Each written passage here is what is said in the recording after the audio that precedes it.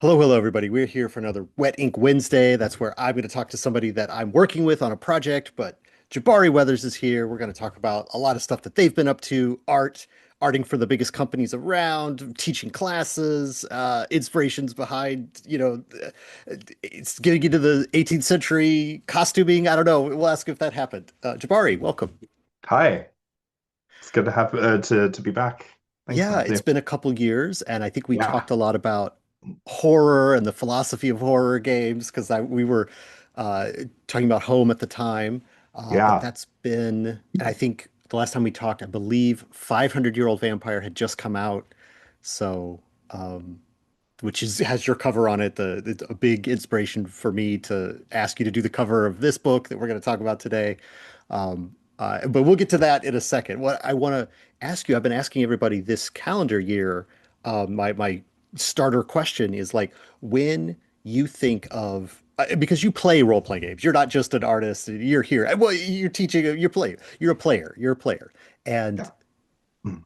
so when you think role playing game, what is one of the first games that comes to mind as like a definitional, foundational for you role playing game? Like you're sort of like basic, not basic in like a in a dismissive way, but like Like what's foundational. elemental for What's a my taste? foundational game for you when you think of role playing game?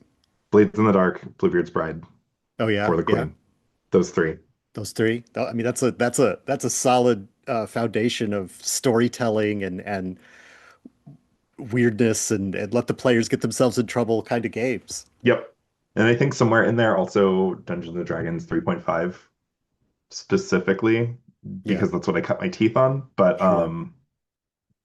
yeah, once I stepped outside of the D&D space um in college, like there was a little bit of like Vampire the Masquerade there and like I was playing like a lot of Pathfinder and stuff and I was playing like a bunch of like other like weird one-shot games and things, but like it wasn't until after college that I really stepped into the indie space and Blades in the Dark and later Bluebeard's Bride um really were like hyper educational for me. Mm, yeah. Uh, I I haven't actually played any of those three games that you mentioned, but I'm professionally aware of them, and what they contain. Listen to actual plays and stuff like that to see Hmm. how they work and see what gets people excited about them. But yeah, it's similar. I mean, I grew up playing crunchy games with percentile numbers, and then all of a sudden there was Fiasco on the table, and it was like, what? There's no roll. What do we just make up stuff? Like, okay, sure, I can make up some stuff, I guess. It Yeah. is a very different mindset of play. Um, well, yeah. So, like, what?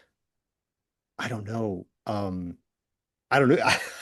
I don't have a follow-up there. But like, okay, so like you mentioned the one of the th I want to catch up with you a lot about the stuff, and you mentioned to me before that you've been teaching a class on game design.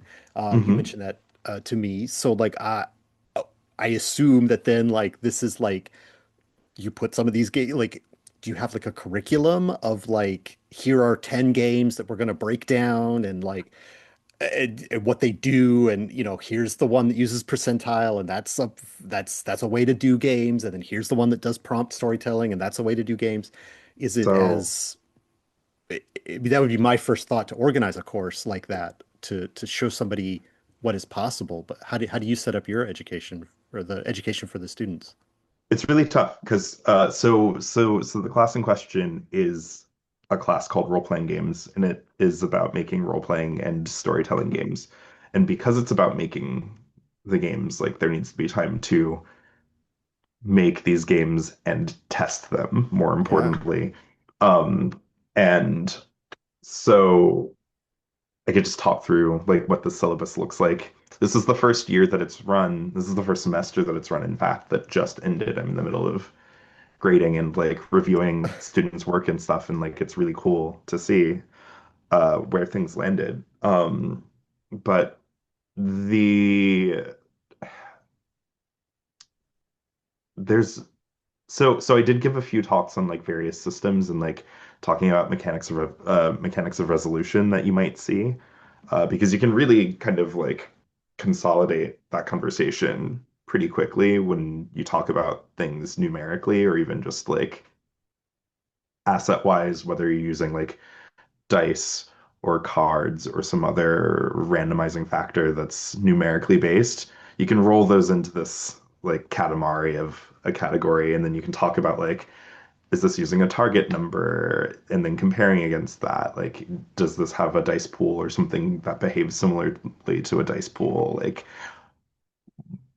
but a lot of when you start to really simplify, a lot of those kind of mechanics of resolution look really similar.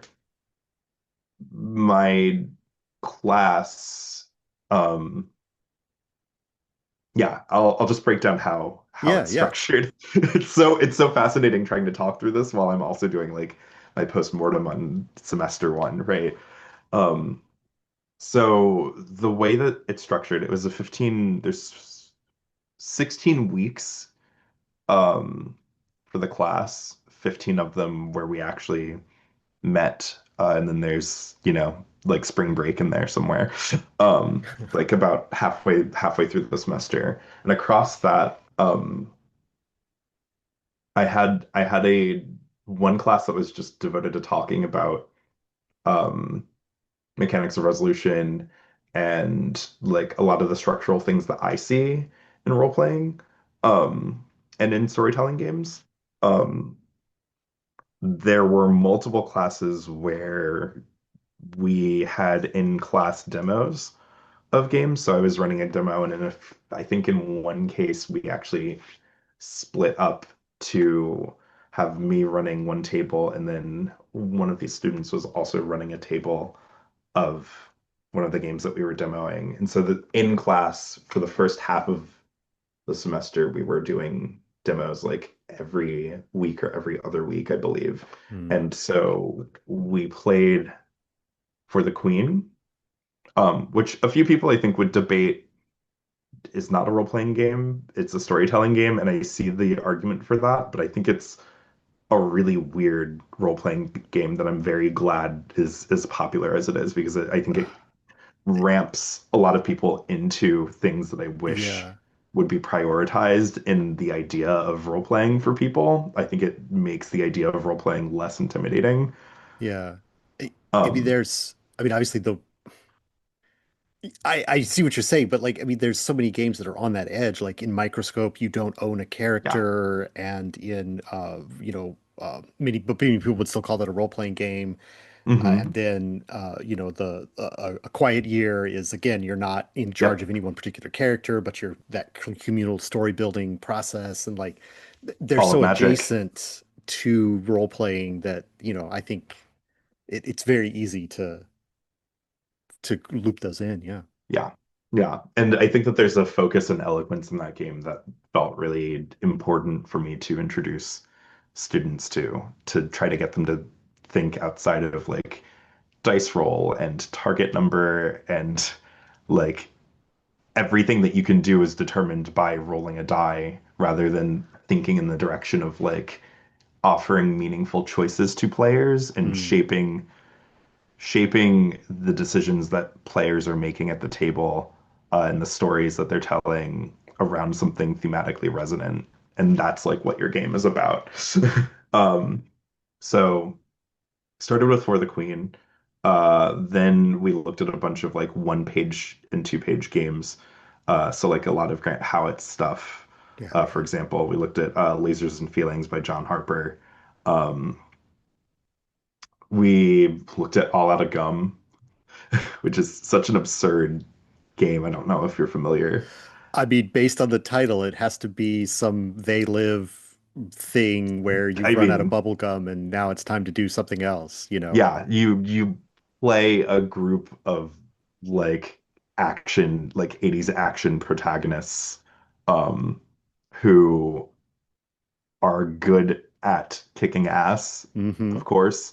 But it's implied that you start out like bad at everything else and get progressively worse. So like it's very much a joke game, but like it encourages whoever is GMing to like lean into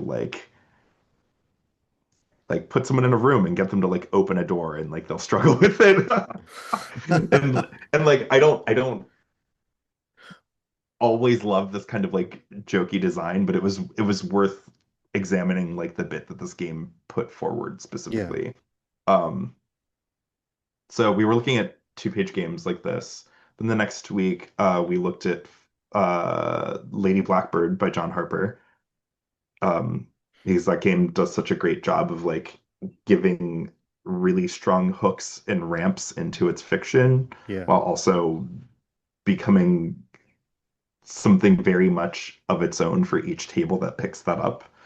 Um, It's very LARP-like in that way, where there's every character has 17 things, and depending on which, not 17, but they've got a bunch of things going on, and then how they hook up with each other is going to be every different, it says the same list of things that they care about, but like the player is going to choose. Interpret it differently and prioritize different Yeah, things. exactly, Yeah, exactly. yeah. Um, and it's such an eloquent 14 pages. Like it's really going back to Blades in the Dark. I mean, like I think this is something that John is consistently really excellent at, which is like packing a whole lot more into a page than Mm, should fit in a way that feels digestible and like sticks for me at least. yeah, yeah. Um, and then I think the last demo that we ran was The King is Dead by Megan Vincent Baker, uh, which is, of course, a Firebrand's uh, mod, which was also of their own design, right? And that proved contentious initially, and then I think people like kind of like grew into the possibilities of like the reasoning and like the lessons of that game and that demo over the rest of the class. Yeah. Alongside that, the homework assignments that they had, the first half of the class, everyone was to make a 1 to 2 page game. Um, and then there were two groups that were running short campaigns that they were going to give a presentation on, and it was from a curated list of games that I had provided. I think the games that got chosen were Spire, um, and also Monster Hearts 2. All Um, right. and so it was really cool to like have everyone talking about this and like sharing what their experiences were, especially like living in kind of design spaces that were different distances away from D&D, but I think with lessons that you could take back into a Pathfinder or a D&D or a Call of Cthulhu, like games that I think have controlled the primary optics of the hobby for much longer. Hmm, hmm. Um, Yeah. and so their It, final it's was the it's the that's why I asked about kind of the foundational texts for you yeah, personally, because those big ones, like you just mentioned, they're kind of the water that we swim in the fishbowl. right. You could not even notice their influence because they're so dominant as Yeah. systems and ways to think about what a game is. Yeah. I mean like as you're reiterating foundational text, um I would actually add Vampire the Masquerade and even maybe like Mage the Awakening to that list. No, Mage the Ascension, not the Awakening. I mean I both games are great. But Mage the Ascension I think is my favorite example in old World of Darkness and kind of World of Darkness as a whole of like that labyrinthine level of world building that the game has, also successfully translating into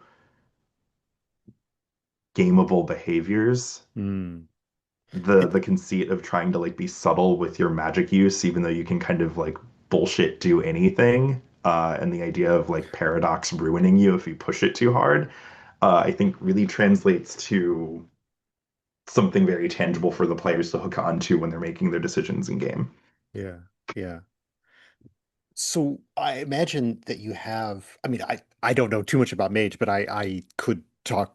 I mean that you just said it there, but that's like the one you kind of have to like make your own weird texts and then explain why that lets you do the things that you're doing in the world. That there's Yeah, like a very active sort of making nonsense mean something kind of part of Mage. Is am I correct in my understanding there? a little bit. So the thing about Mage, that really resonated with me, and I think it was one of the first times where I was like, oh wow, like I'm feeling the world building sit right with the design of this game hardcore. Um, is that you have to be your character has to be subtle about how they manipulate and abuse reality magically, or else they risk reality like basically like counter-correcting them Mm. or incurring paradox, Yeah. uh, as it's called. And so my first experiences with Mage, the Ascension, I went into it expecting it to feel like, oh yeah, like I'm gonna just like open up like streets with like portals and things like that. And instead, um, the GM and also the game itself did a good enough job, like kind of setting the stakes of like what could go wrong, that our group, like my group and I, like we were doing things like, oh, we're in like a car chase, we're trying to catch up with someone. Like we're not gonna like make a sinkhole to like catch the people we're trying to catch up with in traffic. We're gonna subtly change all the like the next 12 blocks of lights to like green so that we can like get close to them and things like that. And like that's the kind of like interesting player behavior and interesting decision making, that's really stuck with me for a while, where I had the fictional justification and then I saw how the systems were supporting that. Mm. Um, and it's funny because like usually storyteller system games like World of Darkness stuff, I love I love the bones of those games, and then I love the fiction, and I feel like they don't usually mix for me. But I think that Mage got the closest Mm. consistently in Old World for me to doing that Yeah. successfully. It's it's it's so interesting to hear that so much of what you're talking about is, I mean, you said it's in the book itself, but it's like a play culture, like the GM has to make it clear that this is how this game works, and then the players have to buy in that yes, that's the kind of game we want to play, Hmm. and like that may or may not be in the text of the book, but then like that feels I feel like there's a lot of games now, and maybe this is sort of like we'll bring it back to the education thing in just a second, but like I feel like there's so many games that are sort of shorthand all of that now, and not necessarily in a bad way, but they're like, this is an action movie. Great, you know what an action Yep. movie is because you've seen one before. I don't need to explain anything else. Let's just get into it. And or it's a heist film, or this is a cop drama, or this is a romantic comedy, or like you just have these games that are working in these established genres and they require that genre knowledge, or you're going to do something that's not really fit. If you've never seen a romantic comedy and you try to play a game that's trying to invoke a romantic comedy, so many games will not. And I don't know, I haven't read all the games, right? So like maybe I'm wrong about this, but like I feel like that scaffolding and that like this is exactly how you do this isn't necessarily in so many of the games that are so heavily relying on genre tropes. And there's a lot of games that are built around that kind of genre trope thing. So, Yeah. well, I mean, that's a big setup, and you could think about that, I guess. But like, what I when I bring it back to the education part about it is like, if like you've got a game like Mage, which does kind of give you that, like, okay, here's the real dangers, and then like, how do you put that into a game that's not a 250 page game? Was that part of the like thing you're looking for? You're talking about grading right now. Is that some of the things you're looking for? It's like, does the game tell me how to play the game, or does the game just tell me how to that it's one of these kinds of games? And I don't know. I Oh, don't know. I Like, mean, like I'm pushing my students to like have the game educate you on how it's played, or else like what's the point of designer intent, right? Like right, right. if your game can't effectively communicate that. And I do think that like, there's a wave, especially like in this post, apocalypse world influenced era that we have in the last like 25 years of indie gaming, right? As that's steadily like grown influence, I think, to the great benefit of the medium.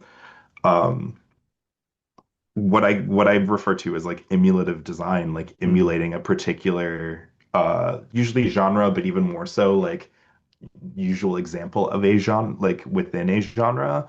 right. This Um, isn't just an action through movie. This is a John Woo action movie or something Right, like yeah. that. Like I think that there are a lot of games, I think a lot of bad rules writing examples of games, even if some of these games are actually good, I feel like there's a failing of rules writing if like the game doesn't either unpack that in an upfront way or the game isn't mechanized to actually effectively emulate the feeling of that so that someone who's not familiar still falls into the texture and feel of the thing that the game is designed to emulate to a certain degree. And I think that a lot of games that don't explain what they're emulating beyond like this is like a John Woo film get away with that when the mechanics do the talking for Mm, you, right? When the game maybe like has it's really funny because I'm working on a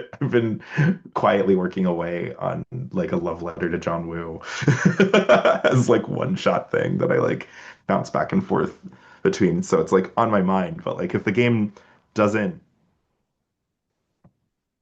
there's a question of like how much do you like explain like what or how much would I explain like what my idea of John Woo like RPG stuff would be and yeah. what I'm going to prioritize, right? Like which aspects do I want to take from that? Is it the bullet time or is it like the themes of like brotherhood? Right? Like is it the heroic bloodshed? Is it the monologuing? Um, but like your game can tell players without like screaming at them what it's about by just Mm, like being precise about what it's going to mechanize, right? Like yeah. if I say like if I prime players to go like this is supposed to feel like a bullet ballet in the fashion of like John Woo and like Seahawk, uh, then I throw in a mechanic like you heal pain when you like share a deep monologue with like one of your comrades or something, Mm, right? Like mm, then the resulting behaviors that I think you start to see in that system, or at least that I think that designer is hoping to angle toward is like the pattern of like we just had a firefight and whether it's in the firefight or like right after said firefight, like two player characters are ducked behind cover and like one of them is like I thought I'd be retired by now, and like trying to like enact that kind of yeah. that behavior to then trigger that mechanical thing of like I'm trying to heal, but also story-wise, our characters are trying to connect in this way. I'm trying to like Yeah. show the bond there. Um, and I think that's the power of emulative design. I think that emulation and design can exist on a lot of different levels. Like I think there's of course a degree of this in the most popular of role-playing games, right? Like Dungeons and Dragons is built on like sublimations of tropes at this point. Oh yeah, yeah. It's that's what I was thinking. I'm like, yeah, I mean, everybody talks about the original, you know, barbarian and thief classes in the 70s coming from, Fafhrd and the Grey Mouser or whatever, but Yeah, like people who are playing 5e now, if they're 16 through 25, they haven't read, any Anderson those Poe old pulps. books from Yeah, the 50s, like so yeah, yeah. it's reacting to itself now, Yeah, yeah. Absolutely, which is absolutely. still emulative to a removed degree, Right. but But it's kind of reacting to player like audience expectation of right, what a D&D barbarian is rather right. than Fafnir and Which Grey it's Mouser or just like Conan the Barbarian or right. Which I mean, like I'm not saying that's a problem or anything like that. I mean, it is it's sort of like fascinating though. it is an observable like a thing, and I don't know. It's so I mean, we could keep going down this road, but there's so many other things that I want to ask you about. So let's go back to your students. So like you've got all these great exercises, and they're making a game, and then is there? I assume what's the final kind of capstone of they made a two-page game. They did a book report on it by playing a campaign. Like, what's kind of Mhm. the culminating project that you've led them to? So the back half of the semester, it, I separated, I had 8 students in my class, and I separated them into a group of two groups of four. And each group was to make a role-playing or storytelling game that was GM-less. So, um, and like I very intentionally picked that assignment um, because I think both as designers and like as players or as people like and I include GMs as players, right? Like I Hmm, think that hmm. that's just like good player etiquette to do. And yet this was like a foreign concept sometimes Mm, in the class, like getting people to understand like GMs aren't just there to like shepherd everyone else, like they deserve to also have fun right, if they right. exist there. And that like players who are playing player characters do actually have not just narrative agency, but narrative responsibility. Like they are sharing in the storytelling by being present, right? I assigned this because I wanted to combat that assumed passivity, and I wanted to combat the impulse to design games that just put responsibility on one person to wrangle everyone. Yeah, I think it's made me a better player to play a lot of games that like whether they have a GM or not, they're really explicit about like you, if you're sitting down at this table, have a shared responsibility to make this fun for everyone. yeah, yeah. Um, I agree that that's a good strategy to make students do because then they've got a. I mean, for one, you don't have to design two roles. Like a game that has a GM often has like the GM's doing all this stuff and the players are doing mhm, these things. So like just everyone is doing the same sorts of things because there's no GM. It's sort of an easier challenge, but also like you were just talking about, like I think it is that sort of like think about everyone at the table. Don't just think about these sort of two roles. mhm. I like that. That's good. I agree. That's a good assignment. Like you don't need Yeah, my thank approval, you. but like I think Thank it's a you. good way to to get there. Um, Yeah, but it also trips up people, right? Because I think well, like yeah, once a GM isn't there, then they're like, wait, so like how do I design all of these things? And like when do but you they, like roll for stuff? And like what kind of choices are we making? And like, I'm like, that's the assignment. And like I don't leave it at that. Like we do talk about these things, but then like the reality becomes like, moment to moment, what are you doing? What choices are you offering your players through your game design? yeah, And how is that expressing the thing that you want? yeah. But I just quickly one last question here, and we'll move on to your art because we have I want to talk about that too. But like this is the end product is not you're not getting into layout or art commissioning or like selling these games on itch or anything like that. That's all like the business and like f finishing polish and stuff like that. Or is To it poke it, just, is there any, I mean, itch, I guess, is easy to, the bar is lower on itch than it is on like, I don't know, printing and caking sure. to a booth or something like that. But like, did you talk about any of that stuff too? Or was it just like We totally talked plain about layout text, leave all that stuff for because another class? it's not just plain text because I think that like layout does, especially when we're talking about like layout of like play assets and not just the text, um does intersect with how people play your game, right? Like it Yeah, does intersect, like it's information design. And sure. so that piece, especially when it came to like designing character sheets or like where people record stuff or reminders of mechanics and things, like was actually very core to discussions that we had. Balancing that with the amount of time that we had to discuss all of this, Yeah, you've it's that's really hard. well, that's one of the reasons I asked because that's a whole other class about Yeah. like you say, information design is like a whole other study, you know, there's a whole that could Hmm. be a whole degree.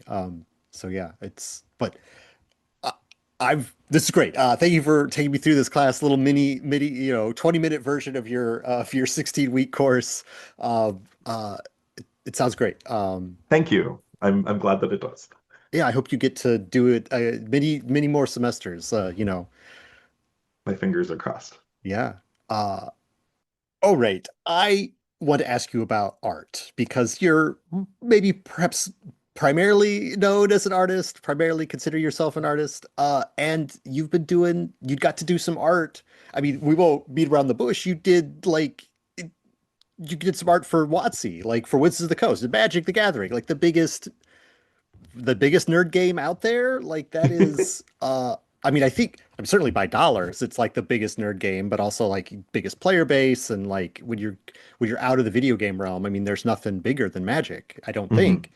And so congratulations on like Thank getting you. a gig with a real big thing.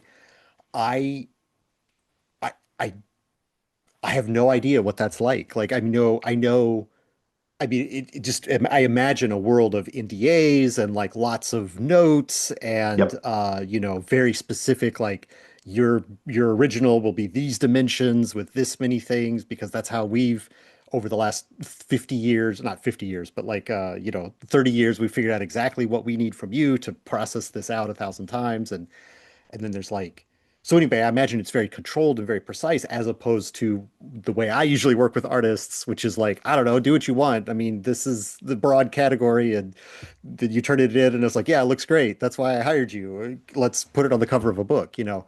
Um, so I imagine there's much more involved with a bigger company like WotC. But then I don't know, maybe I have no idea. I've never spoken to somebody about working at that level, or that I mean, is it even, that's one of my other questions. I know I'm just going on, but like, is there even a level? Does it feel like moving to some higher, quote unquote, higher level of the industry, or is it's just another job and, you take notes and you make the adjustments and you turn in your work and you get paid and it's just another work, I don't know. Does it feel different? Um, yes, but not, I don't think it felt different until stuff that I was doing for Magic and for D&D was printed. Mm, So I think I guess like to clarify a timeline thing, yeah.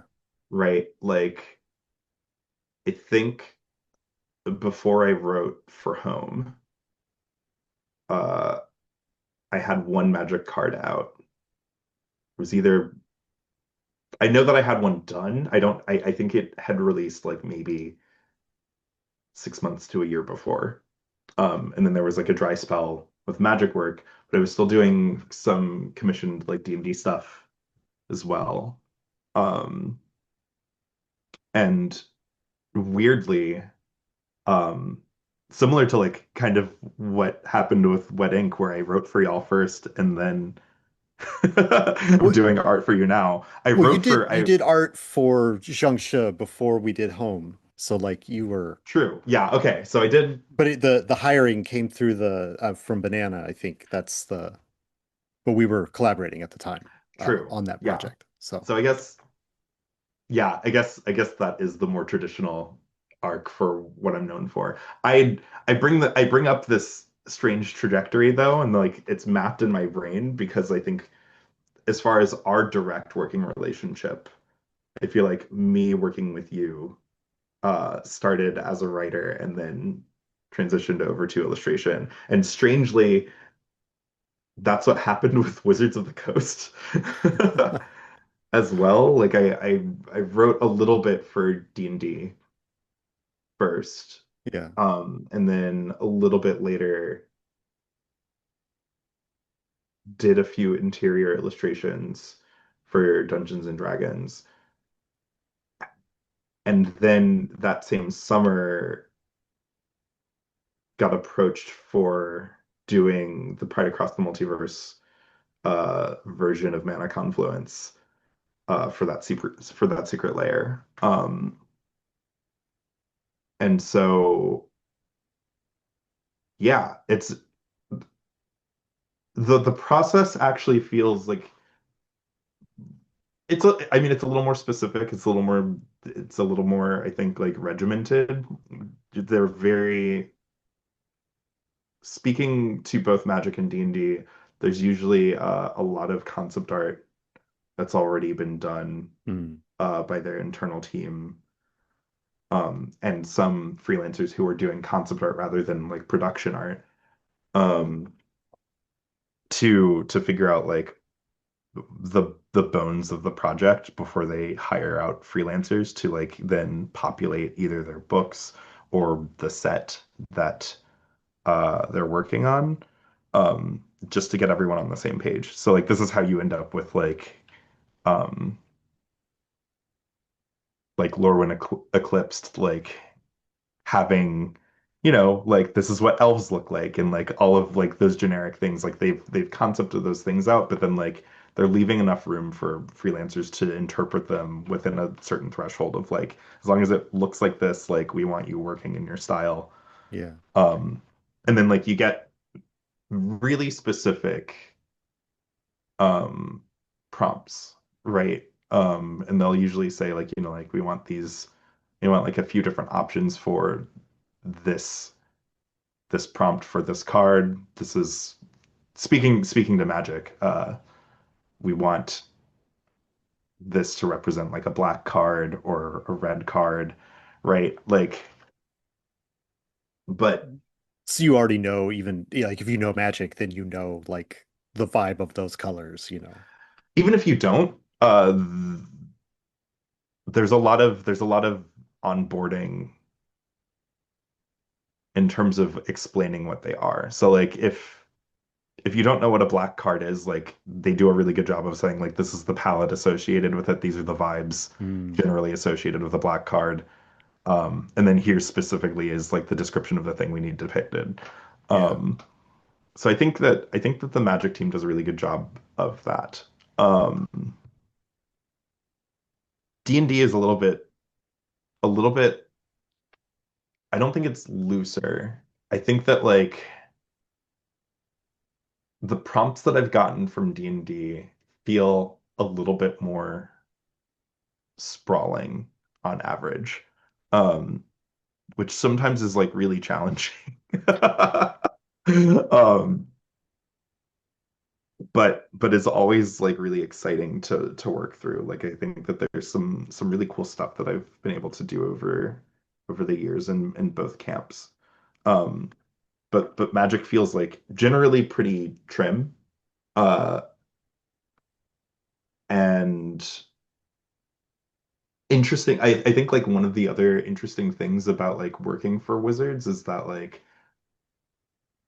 not only do they have the like dedicated position of like art director, right? Like Yeah. someone is 100% like supposed to be like the liaison between like the company and the freelance artists that they reach out to and the concept artists and their designers. Um, but it's a team of art directors. Mm. So like at any one time I can be like working with like three different art directors under their umbrella.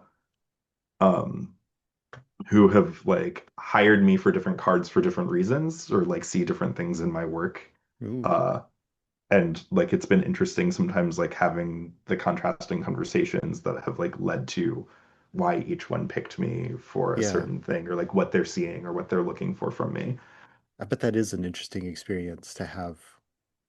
Yeah, like yeah, I mean that I didn't I wouldn't have imagined that. That's really interesting. Like I Yeah. imagine, I mean, I suppose it works. It can work other ways, I guess. But like, so briefly tell us like what your most recent cards you've worked on, I guess, because like I've seen through the social medias, I've seen you attending your friendly local game store to sign these Mhm. cards. So like, did you have like a set or like sometimes they'll do like a matched pair? Like I'm a very I've played Magic, but very back in the day, and there was definitely like those cards that you would line up where you're like, this centaur is getting hit with a blast of energy that's coming from this angel card, and like if you put the two together, like it makes the whole image, you know. So Mhm. like, did you get to? Was it something like that? Like what's your most recent ones that you've done? The ones you're signing, the ones that you're like that are out now that you're Right. going to the stores and getting Yeah. Yeah. signed. Yeah. Like, Yeah. Yeah. Yeah. I mean, like, I feel like based on my face, it's not a secret that there's stuff coming that is not mm. out in Yeah, the yeah, yeah. world. Don't Um, don't violate your NDAs. Like, sure. But, but like, I think I'm fine in saying that of what's currently out. So this year I've had work in Secrets of Strixhaven most recently and Lauren Eclipsed. And both of those sets, the work that I had in both of those sets, I didn't have that elaborate of a meta aspect, even though sometimes there is that like this card is directly responding to this other card that like you may be working on or someone else might be working on, and like we're right. trying to get these to talk to each other. My cards were more siloed off than that, thankfully, and we're just like, here's what we need, here's what's up. Of the, I will say of the four cards that released this year, my favorite of them was Eventide Shadow, which is a black card that's meant for commander format specifically. Um, but that painting is like one of my like three favorite paintings that I've done in my life. Like it's so Mm. like 1,000,000% what I want to be doing. It's like ethereal, like elf stuff, but also like kind of gothy. Um, Yeah, I that checks out. it's ambiguous like figure work, so I could get abstract with like the space in the background that it's in, which is really freeing for me. Like I think that there's in commissioned like genre work, there's kind of a pressure of like describe everything, similar to like on the page, there's a pressure to like describe the grass in like a Tolkien-esque way.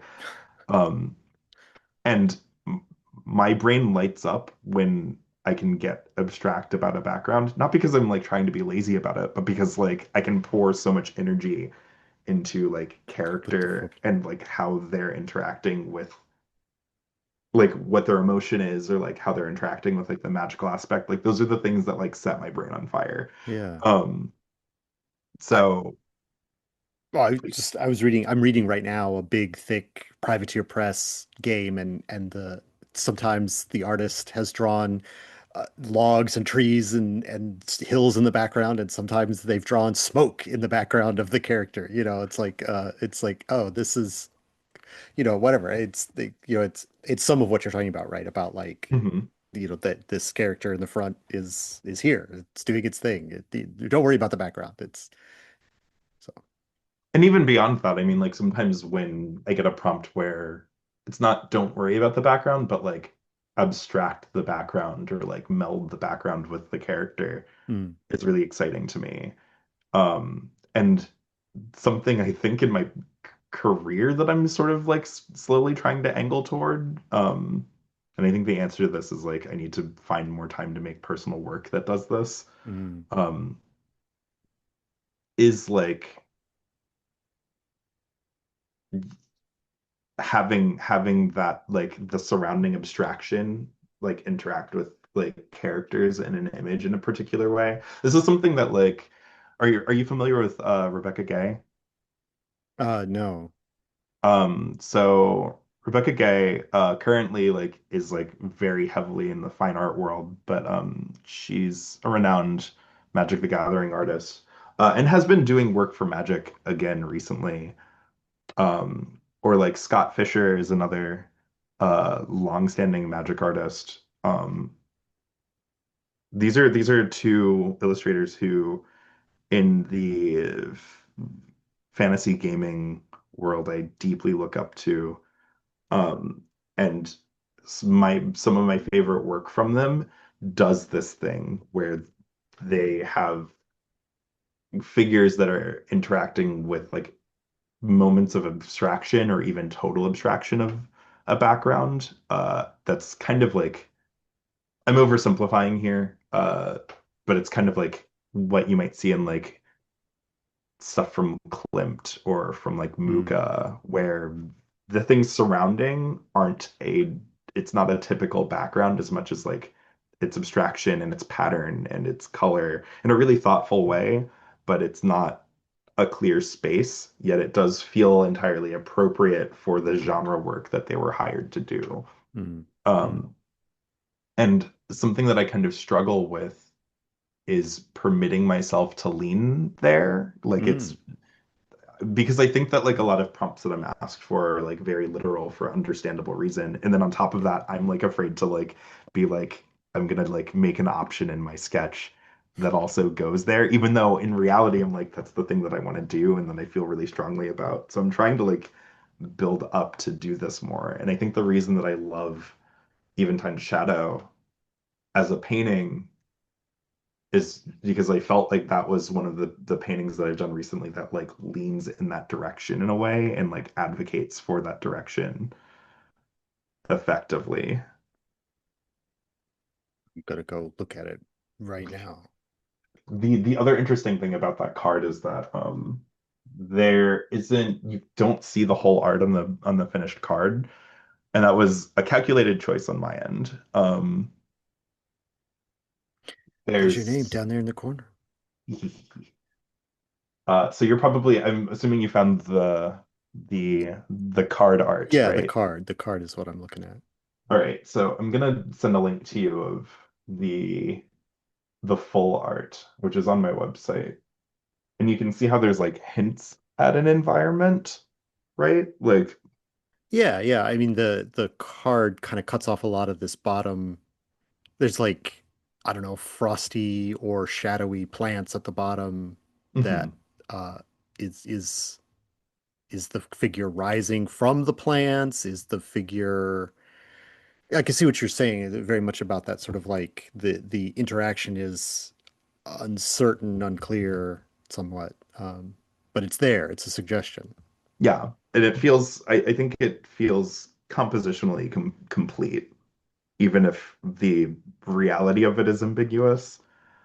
That's something that I find like really seductive in art. That's something that I want to lean for like more into in my professional work. So it was exciting to be able to do that in something as big as Magic. Yeah. Uh, well, it's really cool. And I guess it's a, I see you put your, I mean, obviously when they're doing the piece, because you put your signature way up in the middle of that image, so they're cropping it down. So like, I guess it's almost like I mean, how much does that play into it? Where you're like, I know what they're gonna, I suspect what they're gonna section out like a detail. It's a detail. It's a detail Yeah. of the full piece, and then that, so that's why your signature's up in the middle because you want it in the on the card, right? Um, Hmm. uh, but I don't know, like, I mean, I almost want to ask, like, why draw the rest of it if you know that that's going to get cropped out? But then, like, it's kind of what you're explaining is like, I get to do this, so why not do it, So there's another, it's, there's layers of answer to that question. One of them is that like Magic the Gathering has a robust like art collection Mm, aspect for the work that is traditionally done. And so, like this is in addition to just like really relishing in um this image. Like when I got the assignment for this card, I was like, oh, I know exactly what I want to do with this. And like the the dimensions that the card crops to is like what my assignment was. And I was just like, okay, so I need this part of it to sing. And then the rest is just gravy. So like the bottom half of that card is just for me and Mm, for whoever might buy this original painting. Like yeah. I just sent off this painting and it was as if I was like sending off a child. Like but like that's why that signature is there and why I did like the rest of it, right? Because whoever like indulges with the rest of that work, right? For a decent amount of time, like they're not going to see, and most people are probably not going to like go to my website to see the full art, right? So like it becomes a really special thing if they happen across it in person or they see me with prints.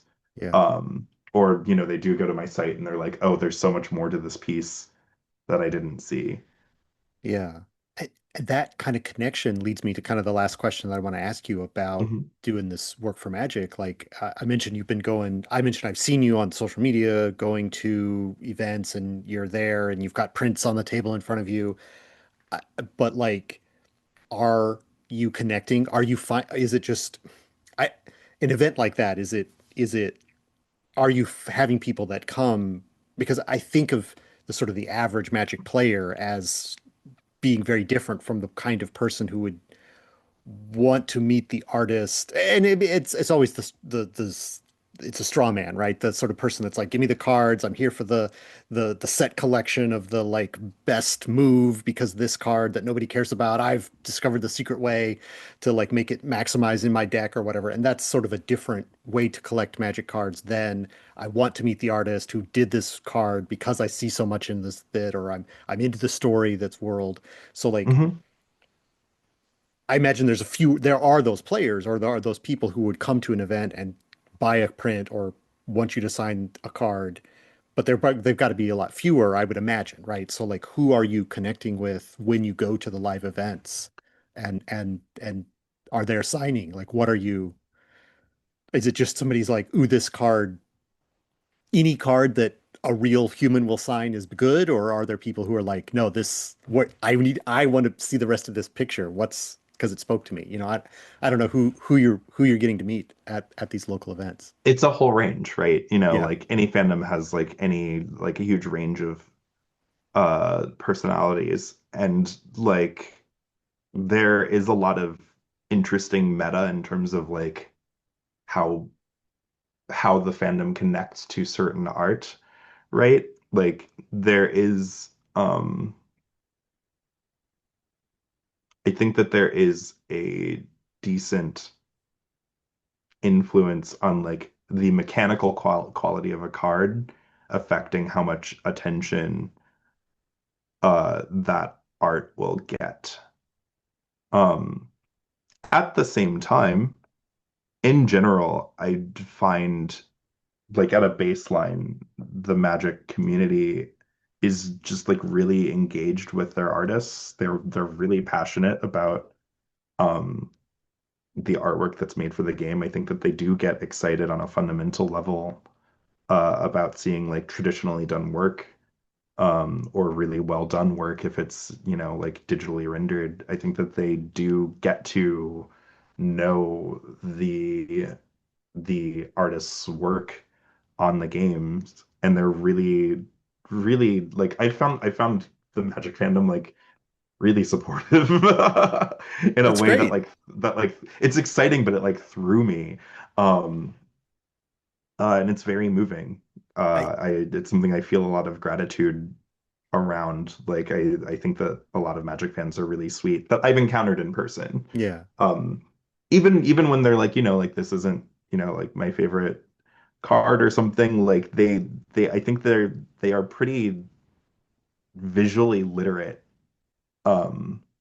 because the art in Magic the Gathering is like such an iconic and important part of the identity of the game. They're yeah, really engaged in the making of that and the space for that, I think. yeah. I've been thinking about something close to that this whole time we've been talking about Magic. It's like back in 1992, Peter Adkison, Hmm. publisher of Wizards of the Coast, could have decided that more of the real estate of the card needed to be dedicated to the text, but they haven't changed that ratio of text to image in Yeah. the whole history of the game. They've remained committed to putting art on the cards for the whole time that Magic has existed, and that Hmm. does um, come from somewhere, I guess, for what it does for the players, what it does for the creators. That's a different decision could have been made, but it seems like they've really kept that it's something they want to continue to support, and then like you were just saying, the fans then respond as well to that. Yeah. Yeah. Um, Uh, it's fascinating the traditions around, excuse me, around the visuals of Magic, yeah, and how they've kind of been maintained. And whenever like they break format, like it is very much an exception. Oh, this is highly an unusual case yeah. that this window is like a split vertical, or that Right. there's And I'm more thinking art. of some of the cracked and unglued joke cards and stuff like that Yeah. yeah, but that's like within, they're breaking the format in as a intentionally. Hmm. Um, uh, well, we've talked about these two big topics and I've had a lot of fun, but I do want to ask you a little bit. I know you've got, we're getting close to the end of your time, so I need to ask you also about, I don't know, the 18th century costumes and like the kind of the image of witches and werewolves in the Revolutionary pe America period. Uh, this game, when Brandon and I had the idea for this game, which Hmm. we've called We the People based on the Constitution, and as we're recording, the name is sort of not yet fixed because we want to put something from the Declaration of Independence, not from the Constitution, as the name of the game. But this American Revolutionary War game that we've been working on now, when we had the idea for it, we were kind of like, we want to do. It has to be period, so that means that, and we want it to be colorful. Part of the juice of the game, from our point of view, is that there's this contrast between the way that these people think of themselves as people in the world, as who have these powers, who are touched by spirits, who have connections to things that most people don't notice. And then also they're living in a society which condemns them for those very things. There's this contrast of representation of what they represent, right, to themselves and their community versus to the greater society. Um, and so we're thinking about we want these characters to look lush and be expressive and be colorful and be um, period accurate, at least in a broad sense. And like you're like the top of like a list of one person who we knew who would be able to deliver the look that we wanted, right? I mentioned at the beginning of this interview, like the cover to 500-Year-Old Vampire just has that sort of has all those things that I'm talking about. It's this, just very colorful picture of a vampire who's like other things are being seen in their sunglasses, and so you've got this scope and this depth, and then also it's this, there's no, it is not a monstrous figure of a vampire. It is a like celebratory figure of a vampire in some respects, because the game's about the vampires.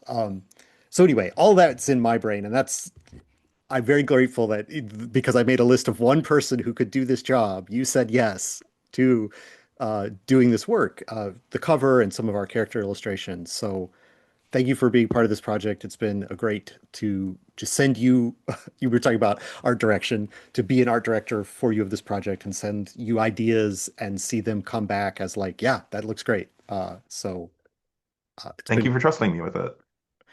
Yeah, well, like I said, I've seen your work and I knew that you could do it. So it's been pretty great. We don't have to you don't have to break down like each illustration or whatever, but like is there anything that you feel like, I don't know, what do you want to talk about like what you've brought of yourself and your knowledge and your style to these pieces of, art, the character. character classes. They're not, we're calling them the paths. These are the path walkers. We've got the death speaker and the spirit bearer and the wise crafter and all these sort of things that can become you can customize as you play. You know, the wise crafter could be more of an alchemist or more of a traditional witch who's making a brews and stuff like that. It's they're loose definitions rather than giving them specific names. But like Mhm. these are our pathwalkers. You illustrated them. What excited you about working on the project? Mm. I mean, so it's interesting because like what was exciting was also like what was intimidating. Mm, Um, what was exciting is like, I mean, my interpretation of this was like, there's a lot of trope of particularly like supernatural and kind of like folk horror that was very exciting for me. I think early on there were some discussed touchstones, and so like Brotherhood of the Wolf, I think, hmm. had like Yeah, come up at one point. it's And definitely like it's to go back to our earlier discussion talking about like genre things. It's like this is a movie like this game is supposed to be a make a movie like yep, Abraham Lincoln Vampire Hunter or the Van Helsing with oh, why is his name escaping me? Hugo Weaving, right, yeah, or the the the Guy Ritchie Sherlock movies, those kind of movies that are set in a period of time, but ridiculous, fabulous things are happening. right. There's clearly a pulpiness, and there's a little bit of in the instruction that you gave me, there's a little bit of like almost punkiness Mm, because you were specific about, and this is honestly like, I mean, like if I were to be self-critical, this is something that I wish I had like hit harder. um you wanted attention to the wardrobe of the time, but also like kind of modified yeah, to that wardrobe not always being worn in like a typical in a typified way of the time, yeah. right? And that was hard to nail. And then there's deeper layers. So this is so this there was so what was really fascinating about like working on this is like there were like deeper layers of research that kept like resulting in like weird alleyways and like cul-de-sacs and like dead ends.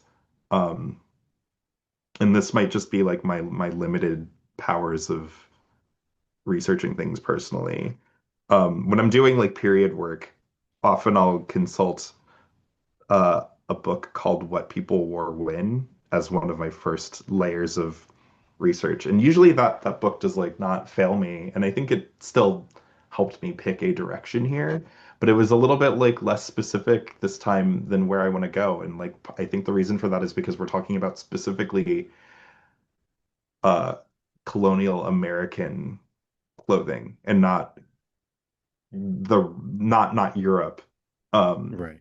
so even though it's a contemporary time period and there's a lot of bleed over and carryover from Europe to the Americas, within that time and like 200 years prior when we're talking about colonial settlement, um, the fashions aren't the same. I think that there's some mixes of like rejection of things and availability of materials. Um, in certain cases, and so like some of the hold on, I'm gonna have to like pull up some of these character illustrations. There were some places where I started like kind of deciding like, okay, has am I treating this character as someone who has access to Mm, slightly older clothing or certain materials that they wouldn't have gotten or made in the Americas? They would have had certain imported things. It started these like strange conversations around like class and accessibility and such. absolutely. Uh, Um, which is amazing that level of detail and thought is put into it. I love what you said about the punk sort of thing about the remix kind of quality. I think that adds all of the movie tropes that I'm talking about are not necessarily scrupulously historically accurate, because No. you want to experience them as a little bit of a remix, and Hmm. so yeah, I love that you thought about that behind some of the images, But you still have to look at it, right? Like I'm still looking at it to see like what does this spark and like what silhouettes can I pull out of this time period? What feels within like possibility of showing up? And I don't think that like I'm working off of um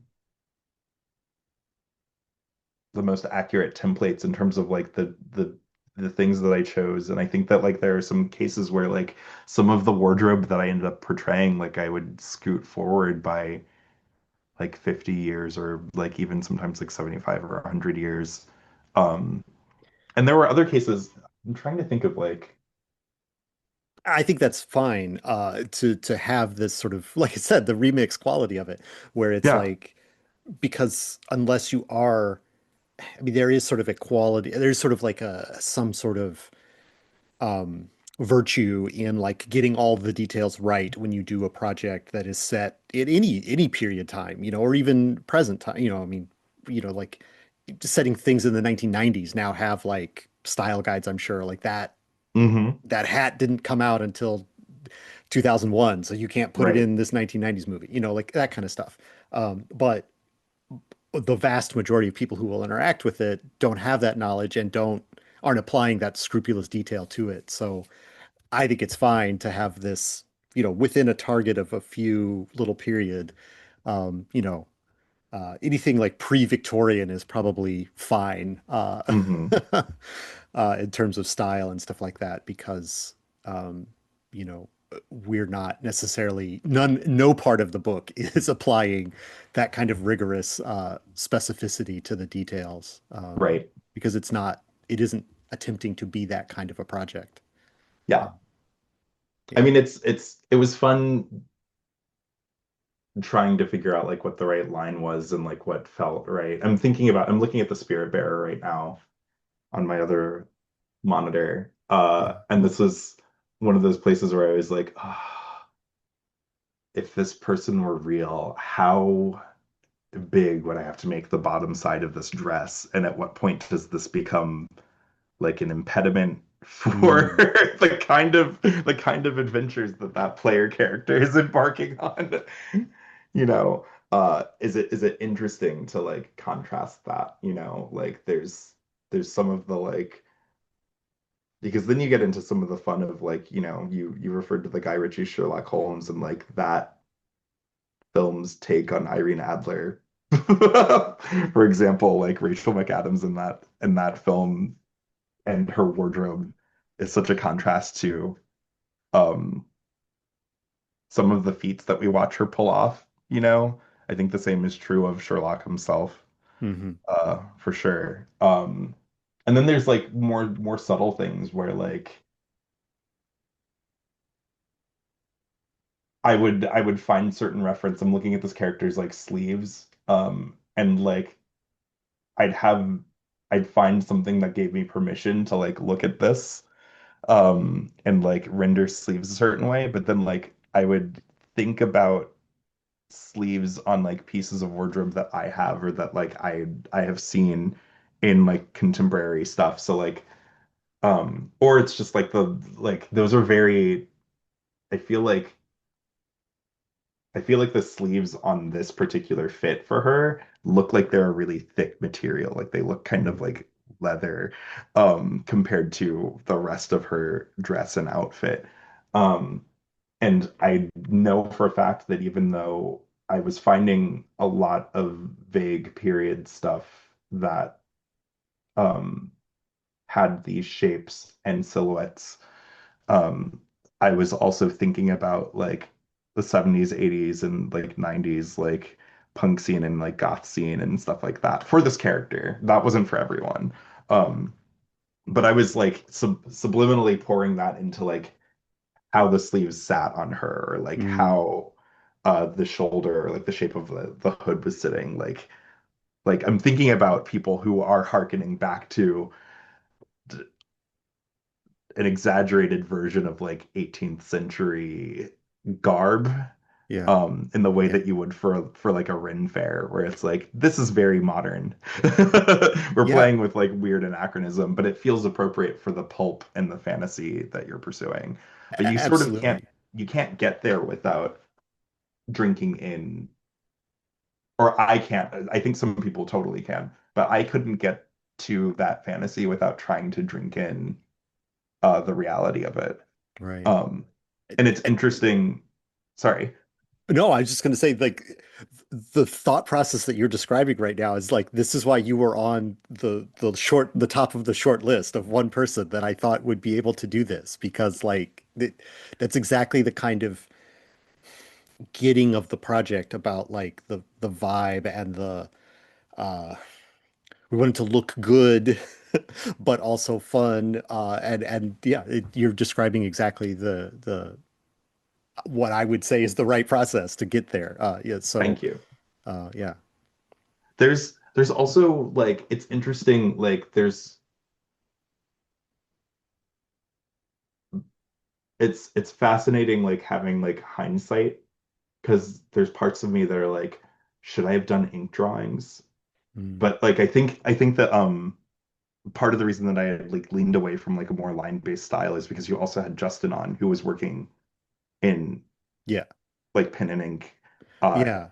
Right. And so I'm really excited to see the contrast between the two of your styles because Justin Soroy is also doing it. And I mentioned, and this is, I mean, I think you know this, but for viewers, like the other that sort of two versions of the character. We're having Justin do his style, which is very much just ink on paper and very squidgy and splotchy, but he's doing sort of the quote unquote monstrous version of all the characters, where it's like this Jabari is like showing us what these characters think of themselves, and the Justin is almost doing the like the caricature that would be in the contemporary newspaper yeah, version of the character.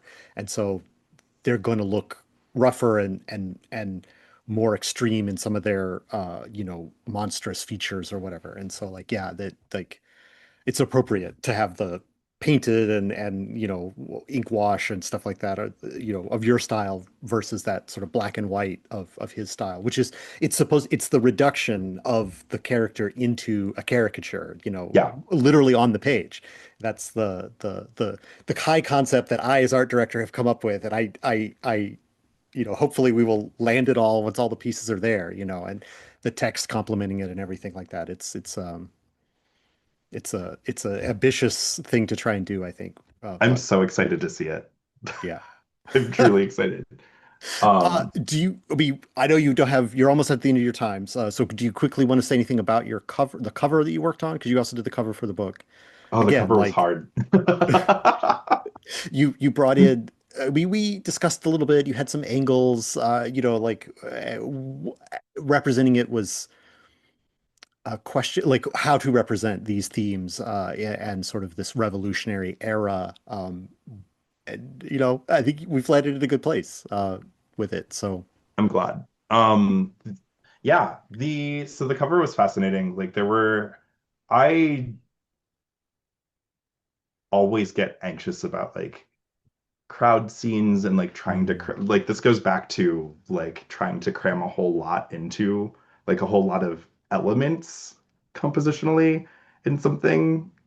I end up feeling like I submit diminishing returns, which is why I think like, like I proposed like, hey, this might work for me a little bit better with like this particular kind of crowd. I remember like you had given me like I think the actual historical, original pitch was like, hey, that etching of the Boston Massacre with like the line of soldiers firing and the people falling down on the other side and smoke everywhere yeah.